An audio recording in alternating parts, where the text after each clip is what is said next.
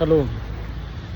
Finally redevelopment सगळीकडे सुरू झालेलं आहे आणि ज्या वेळेला मी आलो ते सगळे पत्रे वगैरे तुम्ही बघताय, बिल्डिंगला पत्रे लावलेत.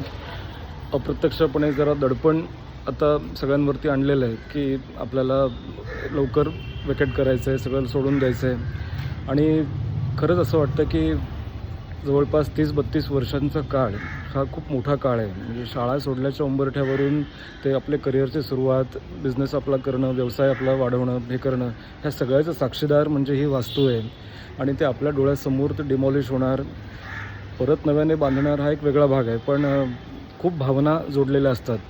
जुनी पिढी कायम एक म्हणायची, म्हणजे ज्याला आपल्याला म्हणता येईल लग्न पाहावं करून आणि घर पाहावं बांधून. तर ते खरंच आत्ता असं वाटायला लागलेलं आहे. कारण ज्या पद्धतीने फास्ट ह्या सगळ्या गोष्टी घडत आहेत, रिडेव्हलपमेंट आणि हे सगळं, त्यातून खूप अनुभवही मिळतात. Nothing is permanent life except change असं म्हणतो आपण. परिवर्तन होणारच आहे. तर या भावना आहेत, तर त्यांच्यासहित, त्या आठवणींसहित बाहेर पडणं. अशा वेळेला काही लोक घरं दाखवायला मदत करतात, काही गोडबोले असतात. म्हणजे मित्र नुसतंच टाईमपाससाठी तुम्हाला म्हणतात की अरे सांग, पण ते आयत्या वेळेला फोन उचलत नाहीत किंवा फोन करून चौकशीही करत नाहीत.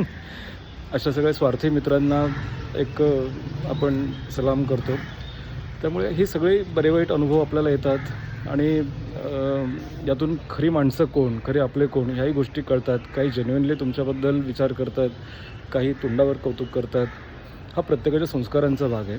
सगळ्यांकडनं आपण अपेक्षा नाही करू शकत की सगळ्यांनी चांगलं वागावं, कारण प्रत्येकालाच ते सांस्कृतिक किंवा जे संस्कारांची श्रीमंती आहे ते मिळतेच असं नाही. असो, मुद्दा असा आहे की जे संपूर्ण आता सगळीकडेच मुंबईसारख्या शहरांमधून ही सगळं रिडेव्हलपमेंट आणि हे इतकं जोरात फास्ट होतं आहे, तर आपलं हक्काचं घरकुल की जे उभारण्यासाठी रक्ताचं पाणी केलेलं आहे, बरीच स्वप्न बघितली आहेत त्या काळामध्ये 30-40 वर्षांपूर्वी, ते व्यवस्थित आपल्याला मिळावं हीच एक प्रार्थना करावीशी वाटते. बिल्डर लॉबी काय आहे किंवा बिल्डर आणि कमिटी मिळून काय काय करू शकतात, किंवा एकूणच सगळीकडेच जो काही प्रकार चाललेला आहे, पैशांची भाषा इथे खूप जास्त प्रमाणात बोलली जाते, हे आपल्या सगळ्यांनाच माहिती आहे. त्यामुळे काही गणितं अशी आहेत की ती न सोडवणं हे जास्त शहाणपणाचं आहे. त्याच्याकडे लक्ष न देणं हे जास्त चांगलं आहे. पण एवढं नक्की आहे की हे हक्काचं घरकुल सगळ्यांना मिळू देत, अशीच एक प्रार्थना करावीशी वाटते. प्रत्येक वास्तूमध्ये, प्रत्येक घरकुलामध्ये, प्रत्येक माणसाचं आपल्या भावना जोडलेल्या असतात. बऱ्या वाईट अनुभवांचे साक्षीदार ही सगळी वास्तू राहिलेली असते. अशा वेळेला कोणीही फसलं जाऊ नये, अशीच स्वामींकडे प्रार्थना करावीशी वाटते. प्रत्येकाला त्याचं हक्काचं घरकुल, जे काही कमिटमेंट बिल्डर करतो आहे ते सगळं मिळू देत, अशी प्रार्थना करावी, असं एक मनापासून वाटतं. जे भ्रष्ट आहेत, मुळातच लाळघोटेपणा करतात किंवा दुसऱ्यांच्या ओळखीने अनेक घरं, अनेक जमिनी हडप करतात, त्यांना कदाचित त्या भावना कळणार नाहीत, कारण शेवटी तो भ्रष्टाचार आहे. पण मेहनतीनं आणि कष्टानं कमवलेल्या पैशातून एक वास्तू आपली उभारणं हे खरंच खूप महत्त्वाचं असतं. ते कौतुकास्पद असतं. अशा सगळ्या मंडळींसाठी मला असं वाटतं की ते आपण सॅल्यूट केलं पाहिजे, कारण कष्टाचं घरकुल आहे ते. भ्रष्टाचारी लोकांचा प्रश्न नाही, त्यांच्या जमिनी किंवा त्यांचे एकापेक्षा 4-5 फ्लॅट्स आणि हे सगळं, हा एक भाग सरळ होऊ शकतो. तुम्ही स्वभावामध्ये बदल केला की ते शक्य होतं.